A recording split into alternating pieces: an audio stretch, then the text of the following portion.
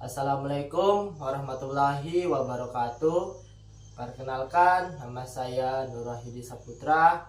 Di sini saya akan membahas materi sejarah tentang Konferensi Inter-Indonesia. Langsung saja kita masuk materi yang pertama, yaitu pengertian dari Konferensi Inter-Indonesia. Nah, Konferensi Inter-Indonesia ialah suatu persiapan yang diadakan sebelum bertemu dengan pihak Belanda di Konferensi Meja Bundar atau yang disingkat dengan KMB. Konferensi ini berupa penyetaraan suara dari rakyat Indonesia sendiri sebelum bertemu dengan pihak Belanda. Konferensi ini diadakan sebagai upaya untuk mempertahankan Republik Indonesia dari Belanda. Kemudian materi yang kedua adalah latar belakang Konferensi Inter-Indonesia. Konferensi Inter-Indonesia itu muncul karena adanya perjanjian Rom-Royan yang berisi bahwa Republik Indonesia ikut serta di Konferensi Meja Bundar. Maka rakyat Indonesia harus mempersiapkan hal tersebut. Konferensi Inter-Indonesia itu melibatkan antara Indonesia dengan BFO, yaitu Bijenkorps for Federal Overleg, yakni suatu komite yang di dalamnya itu berisi negara-negara boneka buatan Belanda, seperti negara Indonesia Timur, negara Pasundan, Borneo Barat, dan lain sebagainya. Kemudian tujuan dari Konferensi Inter-Indonesia. Nah, tujuan dari Konferensi Inter-Indonesia yaitu untuk membentuk negara yang bisa disebut sebagai negara serikat. Nah, negara serikat itu sendiri berisi atau harus mempunyai pemerintah pusat, pemerintah provinsi, dan juga pemerintah daerah. Kemudian jalannya konferensi. Nah, Konferensi Inter-Indonesia itu dilaksanakan sebanyak 2 kali. Nah, Konferensi Inter-Indonesia yang pertama yaitu dilaksanakan di Yogyakarta pada tanggal 19 sampai dengan 22 Juli 1949 yang dipimpin oleh Muhammad Hatta. Konferensi ini membahas tentang membicarakan masalah pembentukan Republik Indonesia Serikat. Adapun hasil dari Konferensi Inter-Indonesia yang pertama yaitu negara Indonesia Serikat disetujui dengan nama Republik Indonesia Serikat atau yang disingkat dengan RIS. Republik Indonesia Serikat dipimpin oleh seorang presiden konstitusional yang dibantu oleh menteri-menteri yang bertanggung jawab dengan Dewan Perwakilan Rakyat. Membentuk 2 badan perwakilan, yakni Dewan Perwakilan Rakyat dan juga Dewan Perwakilan Negara Bagian.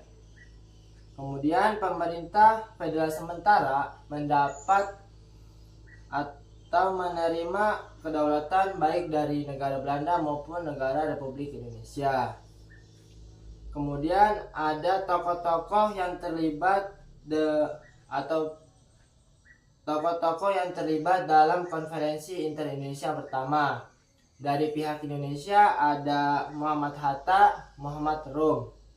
Sedangkan dari BFO ada Sultan Hamid II, Anak Agung Gede Agung. Kemudian Konferensi Inter-Indonesia yang kedua. Konferensi Inter-Indonesia yang kedua dilaksanakan di Jakarta pada tanggal 31 Juli sampai dengan 3 Agustus 1949 yang dipimpin oleh Muhammad Hatta. Konferensi Inter-Indonesia yang kedua membahas masalah pokok setelah disetujui pada Konferensi Inter-Indonesia yang pertama di Yogyakarta.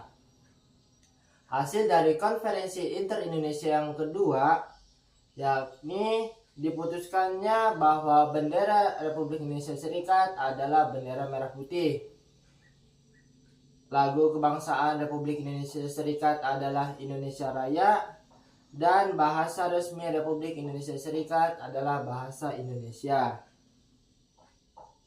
Tokoh-tokoh yang terlibat dalam konferensi inter-Indonesia yang kedua yaitu dari Indonesia ada Muhammad Hatta, Muhammad Rum, Sultan Hamengkubuwono Sultan Hamengkubuwono IX.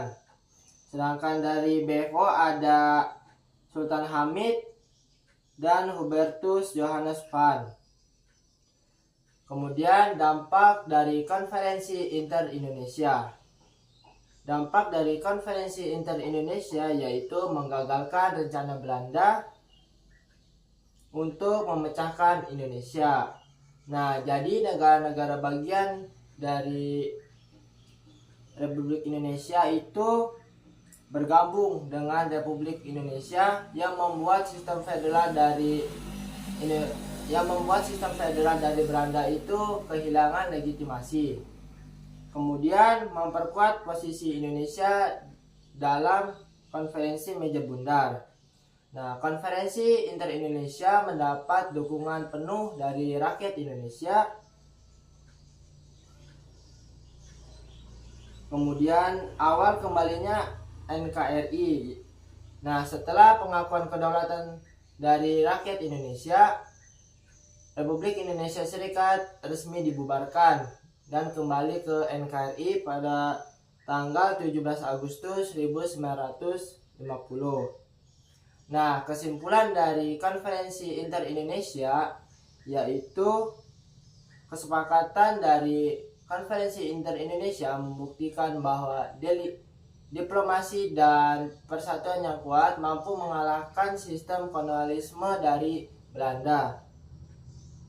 Sekian dari saya, kurang lebihnya mohon maaf. Assalamualaikum warahmatullahi wabarakatuh.